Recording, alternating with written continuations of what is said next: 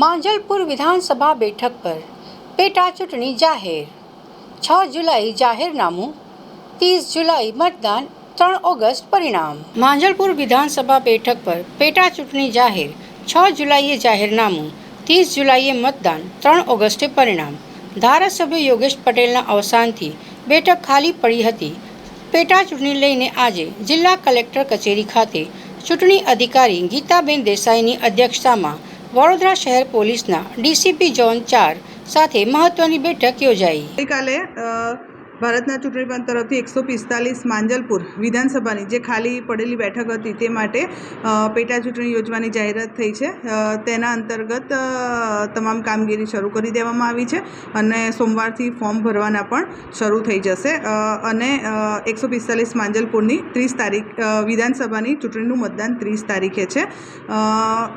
એટલે 145 માંજલપુરની જે વિધાનસભા મતવિસ્તારની જે ખાલી પડેલી બેઠક છે તેની પેટા ચૂંટણી છે। Thank you.